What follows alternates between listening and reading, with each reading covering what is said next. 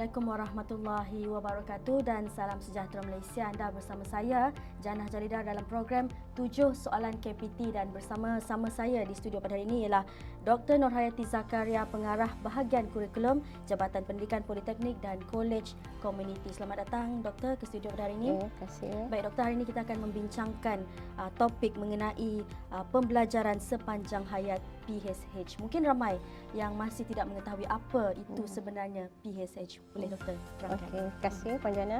Assalamualaikum warahmatullahi wabarakatuh. Salam sejahtera. Okey, kalau PSH ni pendeknya mungkinlah orang tak kenal ya. Sebenarnya PSH ni adalah program sepanjang hayat. Kita sebut program pembelajaran sepanjang hayat ya. Jadi ia merupakan aktiviti pembelajaran yang dilaksanakan sepanjang hayat, iaitu bermaksud secara berterusan. Ia bertujuan bagi meningkatkan pengetahuan dan kemahiran serta tahap sosioekonomi setempat terutamanya. Ianya terbuka kepada seluruh warga negara Malaysia tanpa mengira hak umur dan latar belakang. Jadi suka saya nak kongsikan di sinilah program PSH yang ditawarkan oleh Kolej Komuniti disasarkan kepada semua warga negara Malaysia dan keutamaan diberikan kepada komuniti setempat seperti belia, warga emas, ibu tunggal, pelajar sekolah, pelajar institusi tahfiz dan pondok, orang kelainan upaya, OKU dan juga orang asli. Jadi program ini sebenarnya terbukalah kepada semua warga negara Malaysia. Okey, baik Doktor. Sudah pasti pembelajaran sepanjang hayat iaitu PHH ini merupakan satu inisiatif di bawah Kementerian Pengajian Tinggi KPT. Melihat kepada peluang yang diberikan tidak kira umur, terutamanya mereka yang di luar bandar. Tetapi untuk kita bercerita lebih lanjut, apakah itu pembelajaran sepanjang hayat mungkin? Apakah yang boleh Doktor ceritakan tentang PHH ini secara lebih detail lagi? Okey, kalau untuk maklumannya semua, salah satu objektif sebenarnya penubuhan kolej komuniti ialah menyediakan pendidikan seumur hidup. Yang kita kenal tadi, kena pasti tadi bahawa pembelajaran sepanjang hayat. Okey, kepada mana-mana individu dan masyarakat setempat bagi meningkatkan kualiti kehidupan masyarakat setempat. Jadi PSH ini mula ditawarkan pada tahun 2002 dan telah diperkasakan mulai tahun 2010. Jadi program PSH ini dilaksanakan untuk memberi ruang kepada komuniti setempat bagi meningkatkan pengetahuan dan kemahiran melalui pembelajaran sepanjang hayat dalam pelbagai bidang kemahiran sekaligus dapat meningkatkan kedudukan serta tahap sosioekonomi mereka melalui masa dan tempoh khusus yang lebih fleksibel dan boleh dilaksanakan secara mudah alih. Maksud mudah alih di sini, kalau program itu dilaksanakan di kolej komuniti, komuniti-komuniti setempat ni boleh pergi ke kolej komuniti. Tetapi sekiranya tidak berkeupayaan untuk pergi ke kolej, pihak kolej komuniti ni pun boleh pergi ke tempat komuniti tersebut. Tak kiralah di mana, sama ada di dewan-dewan ataupun mana-mana ruang yang disediakan oleh pihak-pihak komuniti tadi. Jadi sebagaimana saya maklum tadi bahawa PSH ini terbuka kepada seluruh warga Malaysia dan ingin saya kongsikan hari ini dengan keistimewaan dan kelebihan yang ada pada program PSH ini khususnya yang ditawarkan di kolej komuniti. Jadi kolej komuniti merupakan satu-satu institusi pembelajaran yang berada paling dekat dengan komuniti atau masyarakat setempat kerana ianya mudah diakses selaras dengan asas penubuhan kolej komuniti yang ditubuhkan bagi memenuhi keperluan komuniti setempat. Kalau kita lihat hampir setiap parlimen tu ada kolej komuniti. Sehingga kini difahamkan sebanyak 105 kolej komuniti yang menawarkan program pembelajaran sepanjang hayat ini. Mungkin boleh Doktor kongsikan lebih lanjut perinciannya. Okey. Kita memang ada 105 buah kolej komuniti di seluruh Malaysia termasuk Sabah dan Sarawak. Jadi selain menawarkan program sepenuh masa di peringkat diploma dan juga sijil, kolej komuniti juga menawarkan program PSH yang terdiri daripada 22 bidang kemahiran kepada komuniti setempat. Jadi berdasarkan rekod kita sebelum ini, pada tahun 2021 saja terdapat 5 bidang kemahiran yang paling tinggi mendapat sambutan daripada 22 bidang kemahiran yang ditawarkan. Ini masa pandemik ni kan. Kalau kita lihat pun dah banyak permintaan ya. Apa lagi bukan masa pandemik. Jadi kalau kita ingin kongsikan juga bidang-bidang kemahiran yang mendapat permintaan ramai dan popular dalam kalangan masyarakat ya, seperti catering dan sajian, komputer dan teknologi maklumat, perniagaan dan keusahawanan, grafik dan multimedia dan pembangunan diri ataupun motivasi. Baik Doktor, kita ingin tahu apa pula kadar yuran yang dikenakan bagi pembelajaran sepanjang hayat dan mod pembelajarannya, adakah ianya dilaksanakan secara teori ataupun amali juga? Okey. Kadar yuran ini pun sangat rendah lah. Memang kita kata objektifnya tadi untuk meningkatkan sosioekonomi setempat ya. Jadi kalau kita lihat dahlah program memang istimewa, tak ada had umur, siapa pun boleh masuk asalkan semuanya adalah warga negara Malaysia ya. Jadi kadar yuran pendaftaran ni RM1 je sebenarnya. RM1. Tetapi minimum kursus ni RM1 ni bagi setiap jam. Kursus ini minimum selalu kita laksanakan 5 jam. Jadi RM5. Sejam tadi RM1, 5 jam RM5. Tetapi kos bahan mentah itu mengikut kursus itu sendiri. Jadi kalau kita lihat sebagai contohnya kita tengok kursus asal roti ya, kos bahan mentah seperti tepung, gula dan mentega perlu dibayar oleh peserta. Jadi hasil daripada orang kata produk-produk yang dikeluarkan tadi oleh peserta itu dia boleh bawa balik. Memang hak dia lah ya. Jadi walau bagaimanapun semua kos ini bukannya ditanggung sepenuhnya oleh peserta tadi. Sebenarnya banyak juga orang kata dibiayai oleh pihak kerajaan sendiri ya. Itu adalah orang kata kos yang paling minimal lah bagi mereka. Jadi program-program PSH ini ditawarkan dalam berbentuk amali dan juga bentuk teori kepada masyarakat-masyarakat setempat tadi. Jadi dua kaedah pelaksanaan kita buat adalah satu kita panggil kursus pendek, iaitu kursus yang orang kata program-program tidak berstruktur. Kursusnya pendek, mungkin 5 jam saja ya. Dan PSH bermodul iaitu dilaksanakan secara berstruktur. Jadi kalau kita lihat dua konsep PSH bermodul iaitu bentuk modul latihan kemahiran jangka pendek yang dilaksanakan tanpa ujian dan penilaian. Selepas tamat kursus, peserta akan diberikan sijil penyertaan. Okey, yang keduanya pula adalah PSH bermodul ataupun kita panggil bermodul kredit. Pula berbentuk modul latihan kemahiran yang mengandungi pakej kursus dan dilaksanakan dengan ujian dan penilaian. Jadi peserta yang mengikuti program ini akan diberikan sijil PSH bermodul kredit setelah tamat program nanti ya. Jadi dan antara lainnya adalah kursus-kursus yang kita laksanakan ini boleh juga berdasarkan permintaan komuniti setempat atau penawaran berdasarkan program sepenuh masa ditawar oleh sebuah kolej. Contohnya kolej itu ada program sijil, ada program diploma dan komuniti setempat ni memohon untuk mengadakan program-program berkaitan. Itu pun tak ada masalah. Dan kalau kita lihat kita ada juga customized program. Maksudnya permintaan komuniti setempat ni kadang-kadang lain daripada apa yang kita tawarkan.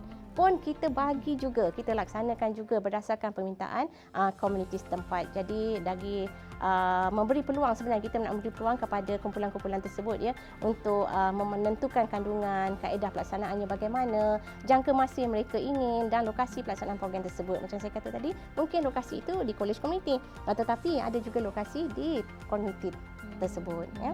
Jadi kita sangat fleksibel lah dalam melaksanakan program sepanjang hayatnya. Baik, Doktor, memandangkan program PSH ini sudah pun lama wujud dan mungkin ramai lagi masih tidak tahu tentang kewujudan program ini.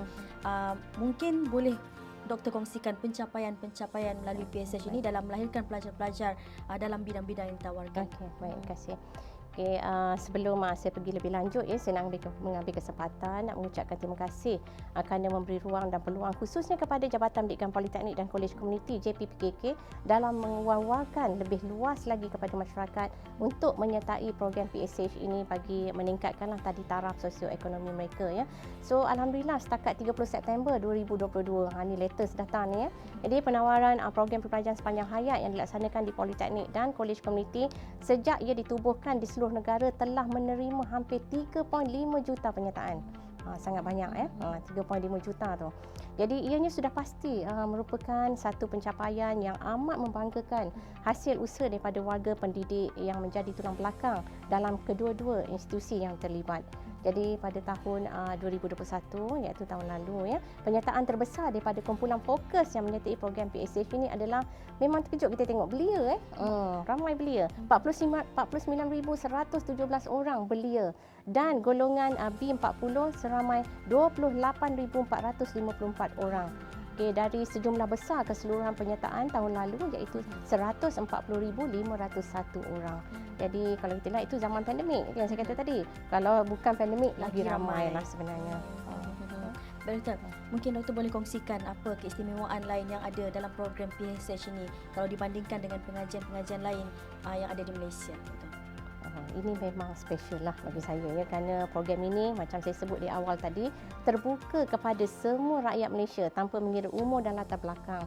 dan ianya dilaksanakan secara fleksibel dari aspek masa, tempoh program, apakah jenis program yang masyarakat nak ya, yang boleh dilaksanakan mengikut permintaan dan keperluan masyarakat setempat yang saya sebut tadi, customized program. Kita ikut apa keperluan mereka, selain daripada yang kita tawarkan, kita juga mengikut apakah permintaan masyarakat ataupun komuniti setempat ya.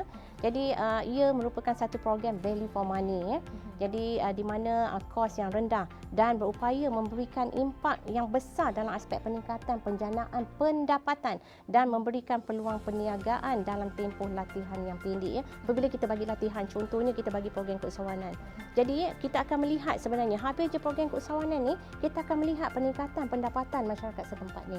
Jadi kita akan orang kata follow up, follow through. So bagaimanakah perkembangan perniagaannya dengan program-program keusahawanan yang telah kita berikan. Jadi selain daripada meningkatkan pendapatan mereka, PSH juga boleh meningkatkan ilmu pengetahuan ya, dan kemahiran serta melatih semula untuk keperluan tenaga kerja setempat ya. Jadi kita sebenarnya sangat banggalah kerana kalau kita lihat peserta-peserta kursus ini seperti yang saya sebut tadi ya, usahawan. Jadi kita terapkan juga nilai-nilai keusahawanan, perakawanan, marketing, packaging untuk meningkatkan nilai keusahawanan peserta-peserta ini. Jadi mulai tahun lalu kerajaan telah memberikan peruntukan khas bagi melaksanakan program keusahawanan komuniti. Sebenarnya semasa pandemik ni kita mendapat peruntukan yang sangat besar daripada kerajaan ya, bagi menaikkan orang kata ekonomi setempat ya. Jadi kalau kita lihat peluang kepada golongan selain daripada belia dan macam-macam golongan yang saya sebut tadi, golongan B40 khasnya dapat menjalani latihan kemahiran dalam pelbagai bidang dan juga didedahkan dengan kemahiran keusahawanan. Jadi setengah orang dia tak nak sambung belajar kan, ataupun mana-mana belia-belia tak nak sambung belajar, dia boleh mencuburi sebenarnya bidang-bidang yang mereka minat untuk menjadi seorang usahawan dan bolehlah mengikuti latihan-latihan di kolej komuniti. Jadi program seumpama ini akan diteruskan lagi ya bagi tahun-tahun yang akan datang. Jadi sebenarnya kita dah mula pun lama dan ianya takkan orang kata berhentilah di situ saja ya. Jadi berdasarkan rekod kita, ramai dalam kalangan peserta PSH yang telah berjaya membuka perniagaan sendiri dan berkeyakinan mengembangkan perniagaan. Kalau kita lihat kadang-kadang suri rumah, kita seronok tengok sebenarnya suri rumah ni bila dia belajar, lepas tu daripada dia jual tu secara orang kata kecil-kecilan, dia dapat membesarkan perniagaan dia dan dia juga dah mula pandai menggunakan platform media sosial untuk memarketkan dia orang punya produk. Itu yang kita sangat suka lah tengok. Banyak sekarang peniaga-peniaga online yang telah pun berjaya kan, Doktor? Betul. Doktor, mungkin yang terakhir ini, apakah hala tuju PSH selepas ini, Doktor? Okey, kalau kita lihat ya, kerajaan sebenarnya mengambil berat ya tentang program sepanjang hayat ini, ingin melahirkan ramai lagi ya usahawan ya, yang bagi meningkatkan pendapatan mereka ya, dan juga sosioekonomi setempat, dan kerajaan sentiasa memberi sokongan sebenarnya kepada program sepanjang hayat ini. Jadi selain daripada kita nak melahirkan rakyat Malaysia yang berilmu selari dengan perkembangan teknologi semasa, terutamanya negara Malaysia akan berhadapan dengan negara tua. Kita tahu Malaysia akan menjadi negara tua yang dinyatakan dalam RMK12, di mana pada tahun 2030 ramai sebenarnya warga-warga tua kat Malaysia ni. Pada ketika itu. Jadi peranan PSH ini sangat penting pada ketika ini bagi memastikan kesejahteraan warga emas secara keseluruhannya, baik dari ilmu dan juga kemahiran yang harus dimiliki oleh warga emas tersebut ya, untuk kekal sihat, positif, aktif dan produktif. Malahan juga kepada anak-anak. Kalau saya mungkin dah senior tadi lah ya, macam Puan Jana tadi boleh kata anak-anak ya. Anak-anak ni pun sebenarnya kena belajar bagaimana sebenarnya nak menjaga orang kata orang-orang tua pada ketika itu, sebab ramai orang muda ni tak pandai kan. Jadi inilah peluang ya sebenarnya kita menyediakan program-program begini bagi kita orang kata memberikan ilmu dan kemahiran ya dalam orang kata ataupun lebih bersedia menghadapi orang kata negara tua pada tahun 2030. Baik Doktor, mungkin ada kata-kata akhir ataupun maklumat yang ingin disampaikan kepada penonton-penonton luar sana. Okey, saya nampak program sepanjang hayat ni sangat baiklah sebenarnya kepada komuniti setempat ya, daripada mana-mana golongan ya yang boleh orang kata disasarkan, dan di mana kita melihat ya kerajaan memberi sokongan penuh. Sebenarnya kerajaan telah membangunkan pelang induk PSH ini pada tahun 2022 dan akan dilancarkan pada tahun depan. dan ini adalah kesinambungan sebenarnya daripada pelan induk pembelajaran sepanjang hayat yang lalu. Jadi kita nampak ya berapa seriusnya kerajaan ya memandang program sepanjang hayat ini. Jadi ini bagi tak ada lain, ini tujuan dia bagi memperkasakan pendidikan sepanjang hayat kepada seluruh rakyat Malaysia yang lebih berstruktur, yang lebih terancang ya bagi membangunkan ekonomi setempat. Jadi saya melihat bahawa dalam peredaran zaman sekarang ini kita perlu berfikir di luar kotak sebenarnya. Selama ini mungkin ada peniaga di luar sana yang melihat peniaga ini hanya part time. Tetapi hasil daripada program pembelajaran sepanjang hayat ini telah memberikan banyak nilai tambah yang dapat meningkatkan sosioekonomi komuniti setempat. Jadi saya ingin orang kata mewawarkanlah ataupun ambillah peluang yang terbaik ini dengan orang kata kadar yuran yang sangat rendah dan sangat berpatutan serta pembelajaran yang lebih fleksibel untuk memenuhi keperluan komuniti setempat. Jadi bolehlah dan beramai-ramai semua komuniti untuk mengikuti program pendidikan sepanjang hayat di kolej komuniti yang ditawarkan di kolej komuniti dan ada juga yang ditawarkan di Politeknik Malaysia. Jadi kalau kita lihat PSH juga dapat memberikan manfaat kepada masyarakat kerana ia dapat memperbaiki ataupun meningkatkan kehidupan individu melalui peningkatan kemahiran dan juga pengetahuan ya, dan juga dapat menambah baik sasiah diri dan penambahan selain daripada penambahan ilmu pengetahuan tadi, sebab banyak juga program-program berbentuk motivasi ya, ataupun program-program berbentuk sasiah juga diadakan di kolej komuniti bagi program pembelajaran sepanjang hayat ini. Jadi PT tak ada lain tujuan kita sebenarnya untuk mewujudkan orang kata kesaksamaan sosial dalam struktur masyarakat di negara kita yang berada terutamanya berada di luar bandar dan juga ianya tidak dipinggirkan dalam usaha untuk memperbaiki taraf kehidupan masing-masing. Jadi marilah beramai-ramailah orang kata mengikuti program sepanjang hayat ini ya. Jadi kalau kita lihat kadang-kadang bukan saja golongan-golongan yang saya sebutkan tadi, tetapi ramai juga sebenarnya kaki tangan seperti kita ni boleh je mengikuti program sepanjang hayat ini pada hujung-hujung minggu. Mungkin saya pun akan mendaftar untuk mengikuti program ini selepas ni. Ya, baik silakan. doktor, terima kasih banyak kerana banyak yang dikongsikan pada hari ini yang kita mungkin sebelum ini tidak tahu pun apa itu pengajian sepanjang hayat. Terima kasih Dr.